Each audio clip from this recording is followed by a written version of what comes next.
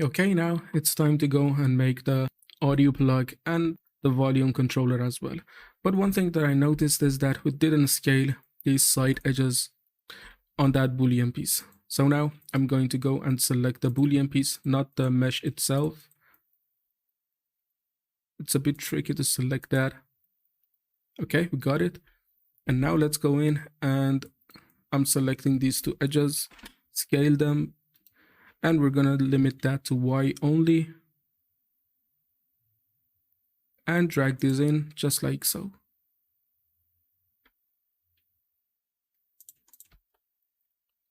And let's see, okay, now this is a good one. And we're getting some curvature detail on every place that we take a look at it.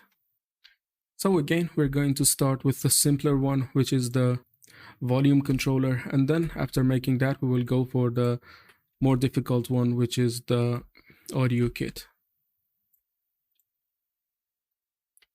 Okay. This needs a bit of rescaling and a bit of rough placement to make sure that it's working all right. Okay, now I take this one and set it as a pivot. And let's place it roughly above the surface. Okay, shade smooth and based on 30 degrees. Now I'm going to scale that in Z and taking a look to see how far we could go by scaling this one. Okay, looks like a bit of more scaling in Z is allowed if we want it. A bit more. Okay, now apply the rotation and the scale. And now I'm going to round this part off. And we could do that simply by going in and adding a bevel. We could do that non-destructively, or we could do that destructively, which I'm going to do now. Okay, Control B and add some more segments to round this part off. Okay, now you see this is going very well. And if you wanted to make this one destructively or non-destructively, excuse me, using the modifiers, you can go and try to add the bevel weight on this one, set it to 1, and then you could go add a bevel modifier, and instead of using the angle, you could go for bevel weight, so that we use this one only as the bevel weight. Okay, now let's drag this one just like so, and then add enough segments to make this one round. Okay, everything looks all right, and this is about it. And now since this one is non-destructive, you can go and use the modifier to do whatever you want to do with it. Okay, now I feel like this one is a good one. And I'm not actually going to make this one-to-one copy exactly like this. I only want to take that as an idea and then make my own design to see what happens. Now, in order to do that, I'm going to separate. And since we're going to use the same curvature, we can go and try to select this face, P, or let's deselect. Let's see, we could go and try to select these two faces. Okay, Shift D to duplicate and then P by selection. Now we have a face that we could try to change and do whatever we want to do with it. Okay, let me take them. And then let's cut something in. Add a solidify modifier. Let's add that, but not so much. Offset is gonna be 0. And then this one, 0.1. And let's see what result we can get with that. I do not want to go too far because later on, I do not want to make this one a real geometry. We rely on the baked normal map on this. 0.01 or 0.05 is a good value. And then I'm gonna copy that around this. So first, let's apply the solidify modifier. And one more thing to make that more detailed, we can go in here, take this face, control bevel, okay, like so. And then let's take this one and this one, control minus. Let's see the result. Okay, I'm happy with it.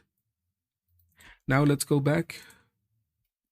We have this boolean piece that we could try to revolve around this one.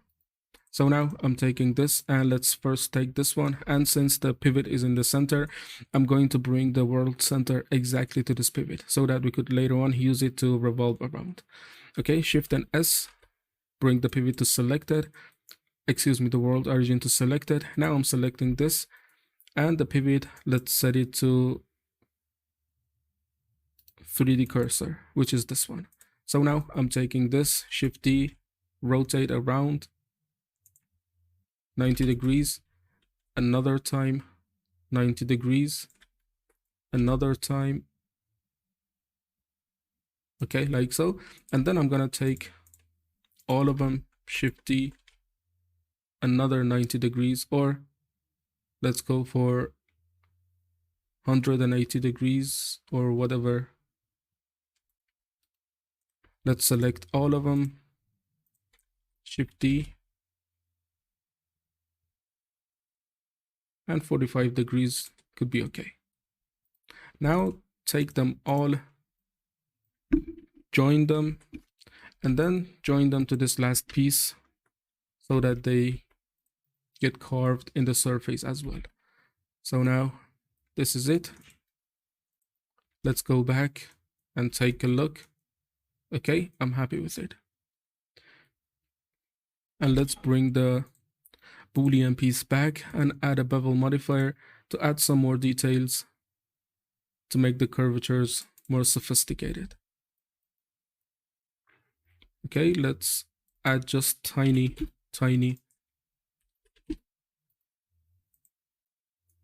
Okay, like so. Everything is working all right. And now that I'm taking a look, I see that this part in here has been flattened. So again, it's gonna be easy. Let's bring in a cube, scale it by a very, very low number, and drag it up. And now the pivot needs to go exactly in here. Scale it in Z,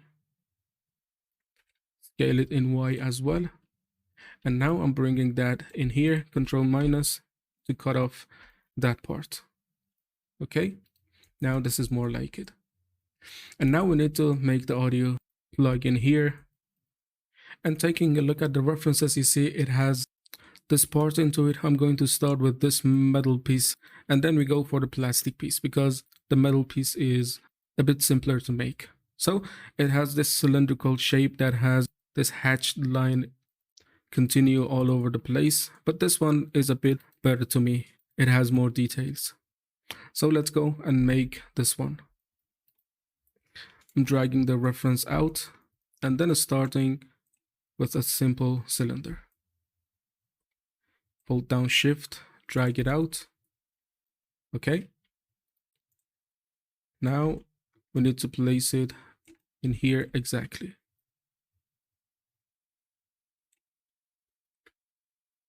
Okay, now let's start to work on it. First, let's shade smooth and based on 30 degrees. And then I'm gonna make this piece in here. And instead of doing extrude, I'm going to copy. So let me copy that out and bring it up.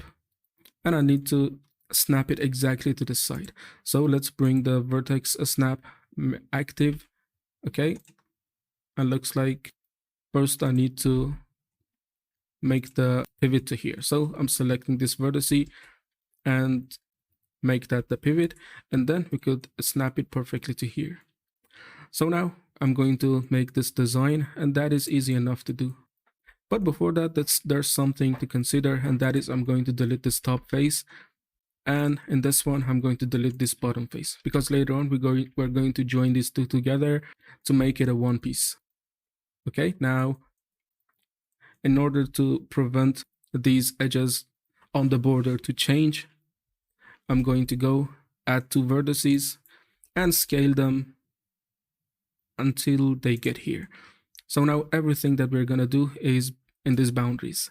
So now I'm selecting all of these faces, or before that, let's try to add enough vertices to make them some kind of round shape. Okay, now let's try to select these. Okay, everything has been selected. Now we need to triangulate these. So now I'm bringing my search menu, which I set the shortcut to be Control and F3. Okay, now there's an option called the poke. So poke faces, it's going to do something like this and create these diagonal lines. Now while having the polygon mode selected, I'm going to right click and triangles to quad. You see now the curvature of the lines have been changed. Okay, now in order to create that shape, let me see that. I could go and try to inset, but now you see it's insetting all of them at the same time. I'm going to make them inset one by one. So we need to hit I once more to make that happen. Okay, like so. And let's see about the curvature. And now we need to scale these ones out to make that detail pop up. Okay, now you see we created that detail very easily using this workflow. But now I need to go and add a bevel modifier to make that capture even a lot better. And take a look at this. I'm happy with this. Okay, now apply the bevel modifier, and now I'm taking these two pieces, Control J together.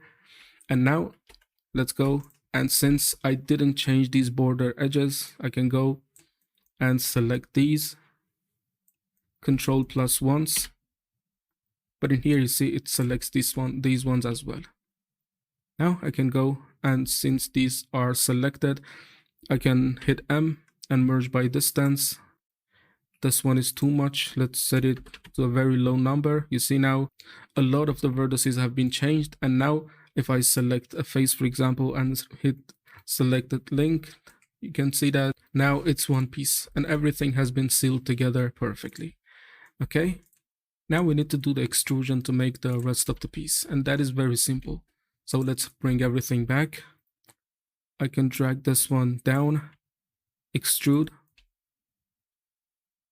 rescale, drag it up, another extrude. This one is going to be longer, and then this time I'm going to inset first. Okay,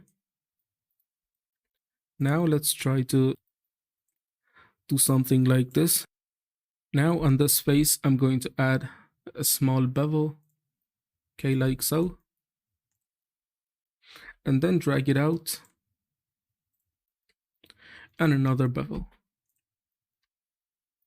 Of course we can go and add some more detail to here, for example taking these, Control B, select them, and now while having the polygons selected I can hit I to inset, and then I again to make them like that, and then Control to drag the profile in and just rescale them in while having the individual origins in Z to make the profile a bit more stronger. Okay, like so. And now we made this, but this one is upside down. So 90 degrees. This is going to be here. Okay, now we need to make this piece as well. This is going to be simple as well. Let me select this. I'm selecting this face, Shift and D to duplicate it, and P by selection. Okay, now let's place the pivot in here, bring everything back, and then I'm gonna go in the edit mode and try to do the extrusion to make the piece. Okay, I'm first roughing out the shape like so, or let's just bring that down. Add a vertex in here, bring it up. I'm going to add that curvature in here. Okay, and then hit the bevel, and then add another vertex in here and make it smaller. And this top side as well thins out as it goes along, like so. But now let's add a curvature and try to refine the curvature a bit. Control B, and let's do some detailing on this. Let's bring everything back and take these edges and slide them so that they do not change, and then add enough vertices for the details to pop in. Okay, take these, Control B, and in polygon mode, just insert and then holding down Control to bring that in, to make these details. And I'm not going non-destructive on these. Let's just be destructive. And later on, we could optimize these for the game resolution object. So insert and then Control to bring that in. And I'm going randomly on these places. Okay. Let's add some more edges so that we have enough options to select. Now I'm batch selecting some of these. Hold down Shift Control and then hold down Shift Control Select to select what you want. Again, Shift Control Shift Control Select, and then one last, let's make it here, and another one, Control B to add the bevel, and go to polygon mode, insert, and then using Control, just do something like this. Okay, and this is the small detail that we added for there. And we need to cut the place for the wire later on as well.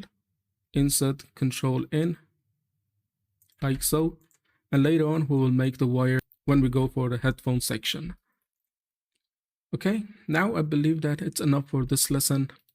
In the next one we can go and try to add even more details and maybe move to this part as well. So, but before that, let's see what we can do with this. Let's select this face, remove it, and select this one and remove it as well. Select the face, and because we have used the geometry, we could easily select them and join them together without any problem. Now let me bring the geometry back, and I'm going to select this row of edges, this row of vertices, and then Control M only, not Control. Okay, now this becomes one piece, one solid piece. Okay, see you in the next one where we try to add more details. So, see you there.